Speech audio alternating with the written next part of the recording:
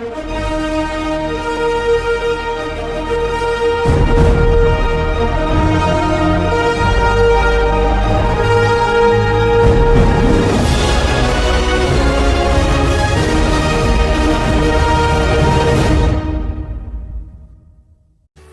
Dick McDick coming to you from Saskatchewan here today with a Quick Dick McDick Toonie, where you get $2 worth of my opinions because 2 cents don't buy it very much anymore. And today we are talking about the federal election here in Canada. Oh boy, here we go. Now you all know how Toonie works. It's my opinion, and sometimes I cuss and sometimes I swear, so if you're soft-hearted, you don't want to hear an ugly guy with a beard cuss, this is not the video for you. So as always with the Toonie, let's rewind a little bit before we get started, because last time we talked politics on this channel, Prince Sparklesocks announced that he intended to resign as Prime Minister of Canada, then prorogue Parliament here in Canada so that the Liberal Party could actually run a leadership race during one of the most important times that we should have members of Parliament sitting in our House of Commons. Now, I'm not going to get into the logistics of the Liberal leadership race because it's a disaster, but all you need to know is that there's 400,000 registered voters for the thing. Out of that, 160,000 actually voted. 130,000 of those voted for Mark Carney, which, like it or not, how our political system works here in Canada, made him the 24th Prime Minister of Canada. So that means 130,000 people in a country of 41 million actually made this guy Prime Minister. But hey, that's the way she works. It's kind of crazy because I've seen a bunch of conservatives pretty triggered by this happening, but I mean, you don't got to look very much farther than next door to Saskatchewan here in Alberta, where when Danielle Smith, that lady that won the UCP leadership race in Alberta, she became the premier of Alberta without actually being elected by the population. And if you look right here in Saskatchewan, Scott Moe served for almost 2 years before he was actually officially elected as the premier of Saskatchewan. So don't go getting all butthurt that Carney's now the prime minister. That's just kind of how things work. The only difference between him and the other two is that the other two had previously been elected to different seats publicly, so there's that if you want to take it for what it is. Now, aside from the technicalities of it and the absolute shit show that the Liberal leadership race actually was, Mark Carney was campaigning on the fact that he was an outsider and he had absolutely nothing to do with the Liberal Party of Canada, except for the pesky fact that he was unofficial financial advisor to the Liberal Party starting in 2020 and then became a special advisor to the Liberal Party in 2024. Yeah, he's fucking special, all right. So after winning the Liberal leadership race and being sworn in as the PM of Canada, Carney on the 14th of March names his cabinet, which is actually kind of hilarious because, I mean, sure, give him credit. He actually dropped 18 ministers from cabinet of what the number was before. But he's basically renamed all of Trudeau's henchmen from the cabinet before. Oh, sorry, hench people. Hench people kind. Hench people kind. Like some of the ones that already stand out are Dominic LeBlanc, who, if you remember him, he's already been found in violation of the Ethics Act because he gave a lucrative fishing contract to his wife's cousin. So, I mean, he'll fit right in. Oh, and Chrystia Freeland, I mean, don't forget her. She's the previous finance minister that completely ghosted Canadians when she was supposed to give her fall economic statement, basically just ducked and ran on Trudeau, said she was going to quit because she didn't have his confidence anymore, but really, she was hiding from the fact that she'd blown over $20 billion past her projected deficit. Oh, and don't forget, of course, that her youngest child's godfather is Mark Carney, but he's totally an outsider. Looks like Melanie Joly's going to be staying on as Minister of Foreign Affairs, and I'm sure all the interpreters that helped the Canadian Armed Forces that got left behind for the Taliban to obliterate in Kabul are really happy to hear that, if any of them are even still alive. Of course, we've got Anita Anand, who actually announced when she was getting trounced in the polls that she was not going to be running for re-election, and then all of a sudden, when there's a sharp turnaround in the polls, that shows that she's going to be able to come back up to the feeder just like another hungry cow and start troughing at the federal government again, just magically said, oh, maybe I will run again. Yeah, and of course we got Bill Blair, right? He's going to stick around. He's going to stay in the role of defense. You remember him. He was the guy that brought in the OIC gun ban here in Canada. Then they shuffled him over to defense after Harjit Sajjan shit the bed over there. And now he's come up with the brainiac idea that all these guns in a buyback program that exists in Canada, we're going to send them over to the Ukraine so that they can use them in the war against Russia. You imagine being a Ukrainian fighting on the front lines and you get this case of plinksters from Canada with mags that are pinned to 5 rounds? What a fucking stupid idea. And then, of course, there's Francois Philippe Champagne, who's notorious for throwing billions of dollars worth of government subsidies at EV battery plants in Ontario, while tariffing Chinese EVs that will be coming into Canada at 100%, who then responded against Canada by putting 100% tariffs on canola meal and canola oil. But I mean, it's just a multi-billion-dollar Western Canadian industry, right? So fuck all those guys in Western Canada that grow canola. We're going to protect a non-existent EV battery market in Ontario that does not exist without the help of the federal government. And Marco Mendicino, who has actually announced that he's not going to be running for government again in the election, is then appointed to be Carney's chief of staff. Nothing like getting the guy that let Paul Bernardo go to medium security help you get set up as the Prime Minister of Canada, hey? Let's not forget Sean Fraser, another one that said he was not going to be running for re-election, but just like a calf running back to the teeth of the federal government, as soon as he saw swinging polling, well, back he came to the trough again, right? You remember him. He's Minister of Housing before he decided to pack her in. You know, housing, the stuff that nobody in Canada can afford after 10 years of a Liberal government. And let's not forget Paul Chang, who publicly stated that a guy running as a Conservative in his riding should be turned into the Chinese consulate for a bounty that the Communist Party of China has placed on his head. And he stepped aside after police launched an investigation into his comments. Of course, Carney at no point in time fired the prick. He supported him right through the whole thing. And then eventually, when he stepped aside, Carney is saying, oh yeah, you know, it's a teachable moment and it's something we could probably all learn from, right? At no point in time does this guy ever talk tough about China. He just wants everybody to focus on Orange Man Bad Donald Trump. Like, heaven forbid we talk tough about China for a little while. You're pretty fucking friendly with them.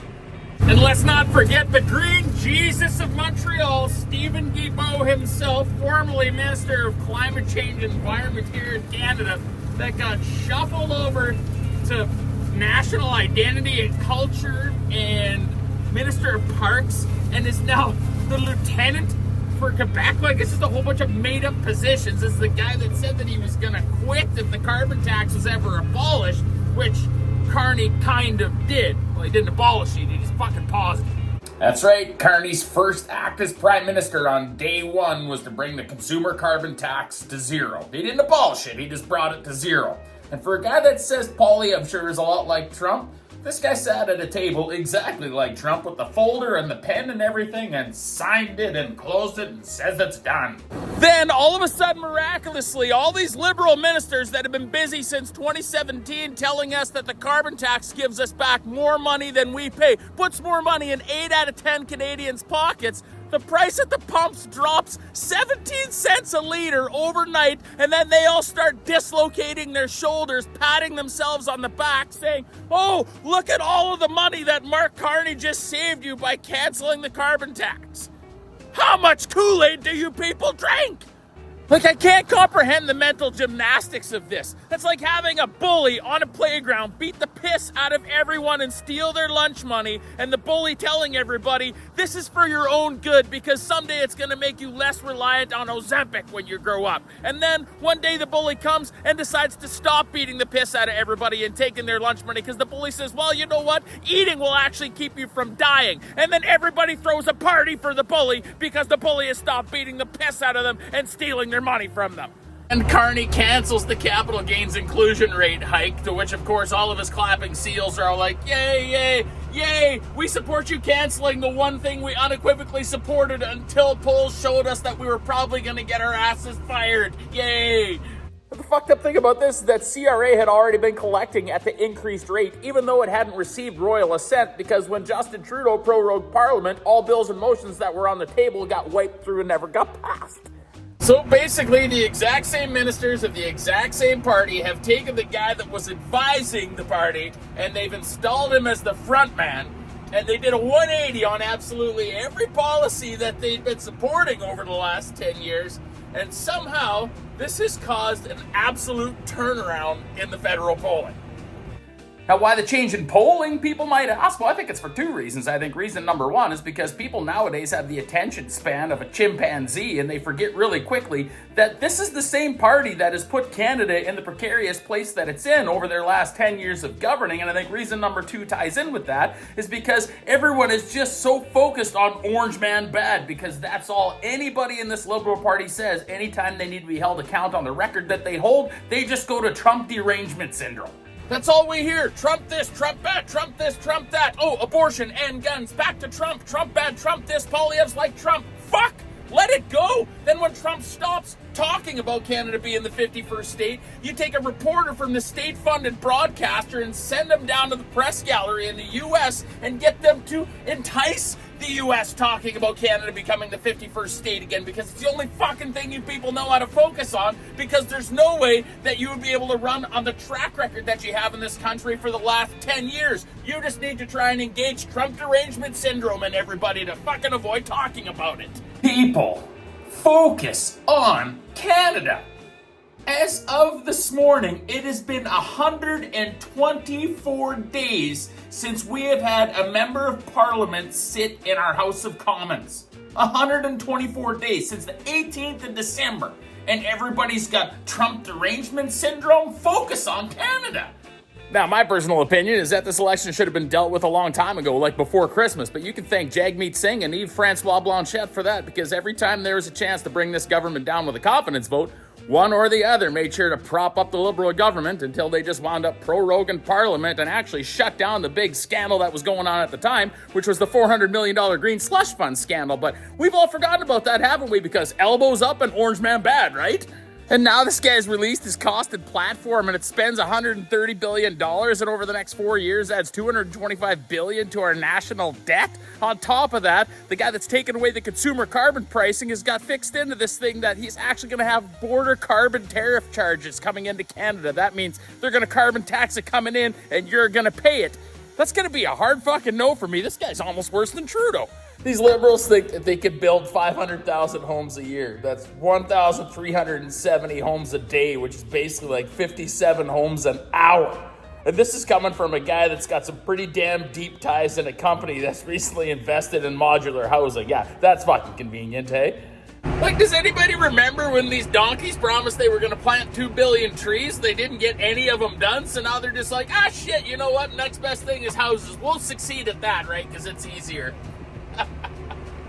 Listen, my Toonie is this. We need a change. These liberals have got to go. I'm not going to sit here and tell you that Poilievre and the Conservatives are going to be much better. But what we've got right now is not working at all. And sometimes you got to put on a pair of shorts that you pissed in so that you can wash the pants that you shit in. And all I know is that these liberals have completely shit our pants for the last 10 years. And we need a change. The Conservatives are going to have a hard enough time, if they get elected, to get anything pushed through the Senate at this point in time anyways, because before Trudeau ran away with his tail tucked between his legs, he made sure to stack the Senate full of a whole bunch of his own special appointees, which, to be honest, the Senate needs to be completely revamped at this point in time anyways. There should be equal elected representatives from each province and territory that exists in Canada, not the fuck show that it is right now. My bigger message is to every single MP, even the conservative ones, especially the ones that live in safe conservative ridings just like mine here in Yorkton, Melville. My message to you is to do your job better. In order for me to vote Conservative, I have to go down to my local polling station and hold my nose and vote for the MP for my riding that acts like the spirit of Halloween store. My MP shows up a month before the big day, parades all the fancy stuff around in front of us that they haven't made, and as soon as they've made the sale to me, they disappear and you don't hear from them until next Halloween again. I mean, yes, I want the Conservatives to win, obviously, but what I'm saying is for me to be able to do my part to try and enable that, I have to cast my ballot for my member of parliament for my riding that has taken every opportunity that they've had to represent their constituents with private members' bills, and instead of focusing on ag-related, healthcare, infrastructure, crime, any of the above, they have taken these opportunities to table private member bills and promoted a whole bunch of pro-life nonsense, basically that gets nowhere in the House of Commons and also serves as fodder and ammunition for their opponents to use against them. If my MP feels the desire to talk about health-related issues, why doesn't my MP sit down with the MLA, with our provincial government here, and possibly table a private member's bill that will help members of your riding get urgent medical care that they need instead of worrying about what a woman does or does not do with her fucking uterus? So there you go. That's my Toonie. It's my opinion. Maybe you agree with it, maybe you don't. If you like it, hit like, share, comment, do your thing. If you don't like it, hit the thumbs down, call me an asshole in the comment section, share it and tell everybody, look at this hillbilly from Saskatchewan thinks he knows something what he's talking about. It's just my opinion, right? Everybody's got one. All I know is everyone I talk to is getting pretty tired of not being represented out in the West here. So I hope everybody goes down and tries to vote for a little bit of a change of what we've got going on here, because people only stay in an abusive relationship for so long, and then eventually they leave it. It's Quick Dick McDick signing off, reminding you to get your ID, your voter's card, and head to your polling station and put a check beside a name that's going to make a change in our great nation. Catch you next time.